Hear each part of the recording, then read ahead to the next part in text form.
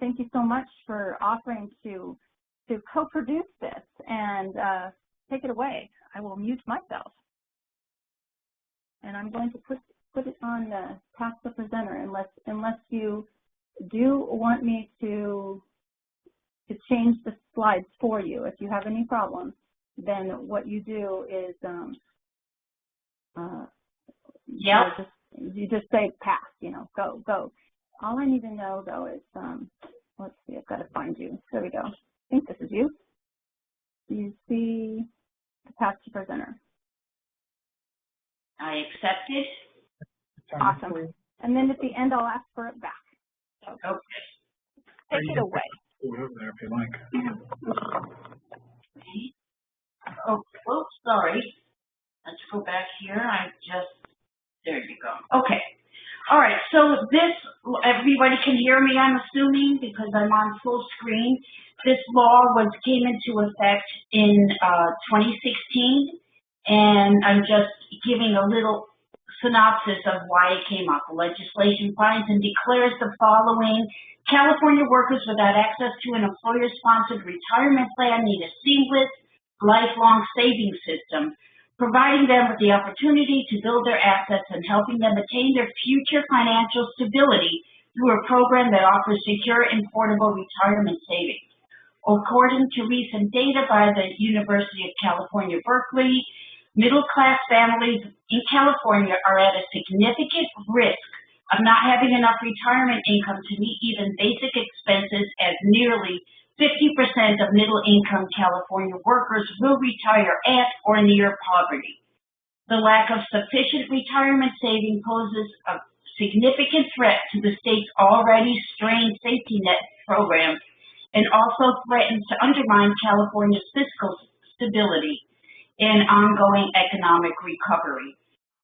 You can find the exact and complete text on this web link. Does anybody want it copied in the chat? And I don't know if we could do that, but is that okay?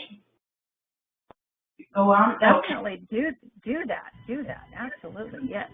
I don't know how to do it, so it's not working for me. I'm sorry. That's okay. Okay. We'll take care of it. Don't worry. Okay, thank you. And what does it mean? It actually means that California employers are required by state law to facilitate Cal State savers if they don't offer an employer-sponsored retirement plan and have 5 or more employees. All eligible employers can register at any time prior to the registration deadline. The original deadline for 100 employees or more was June 30th, and because of COVID, they did change it to September 30th. More than 50 employees must register by June 30th, 2021, and 5 or more employees must register by June 30th, 2022. As of today, nothing else has changed on this law due to COVID, except for the first extension. Everything else is exactly as it is. And just to give you a little information, I have been in contact with and emailing back and forth Jason Gilbert, who's the one that does the webinars on Cal Savers. I'm not here to promote Cal Savers. I'm not here to promote anything. I'm just here to extend my knowledge of what I know, and I'm sure people know a lot more, can add anything they want anytime when I'm doing this. Jason Gilbert works for Cal Savers, and like I said, he's been, I think his official title is Ascensia Government Savings Director, Institutional Relationship Management.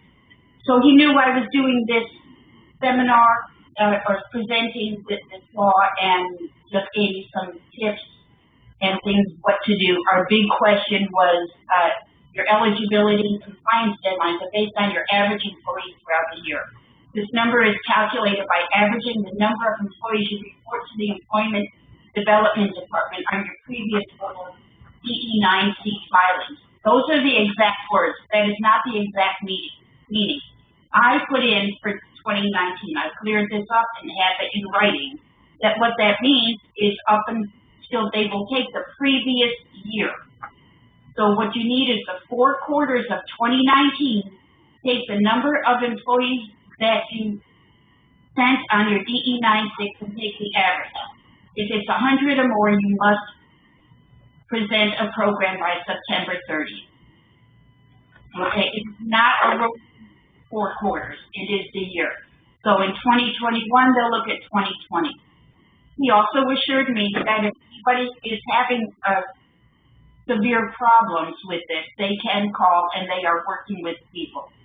Now, CalSavers, again, is the alternate to anything else. If you offer any other type of employer-sponsored retirement plan. And what that means are here are the qualified retirement plans that are included in this, that you must be presenting. The 401k, 403a, 403b simplified, employee pension, savings incentive match, okay? Now, this is the simple. I know Dave's going to talk about other alternatives too, and we're really thankful for being on this today. And I absolutely had it cleared that it doesn't matter. My concern was the qualifications on CalSavers, let's say, was 18 years old, and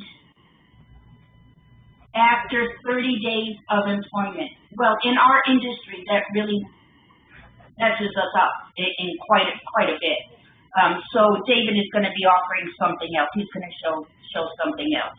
The staffing industry, as we all know, what it's like in having revolving doors on our employees. So, are there penalties or fines? Yes. Okay. On or before 90 days of service, notice failure to comply shall a penalty of $250 per eligible employee if non-compliant. And then if non-compliance extends 90 days or more after the notice, that's 90 days, I'm sorry. After 180 days, it's an additional $500 per eligible employee. That's $750 per employee. That is a lot of money. On the CalSavers program, it is pretty simple. And like I said, David will talk about his program. You sign up and they give you a template on, it's pretty similar to the new hire reports that we send. And you send the new hire and they take care of everything. They contact the employee, they offer the employee, and we also have an automatic enrollment, which could cause a lot of heartache to all of our employers.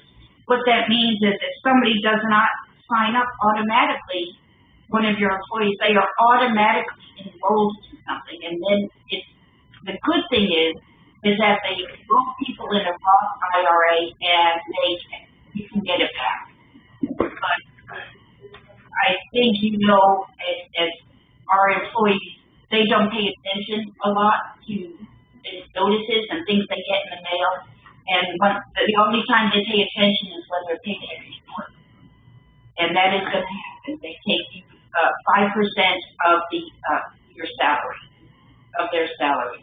There is on CalSavers, there's absolutely no cost to the employer. It's a pain in the butt for people.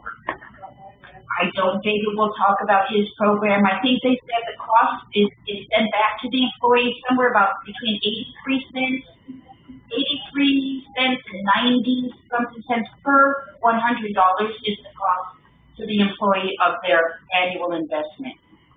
Just some words of caution that I've come up with, and on every program that I've looked at, as an employer, never give advice to employees, especially on investment. Don't ever do that. Okay, that's really if you can't even just tell them to call the program administrator. That's all you need to do.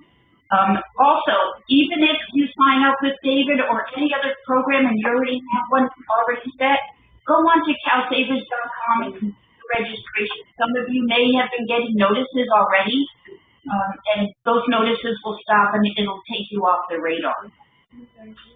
Does anybody have any questions before I go on to David?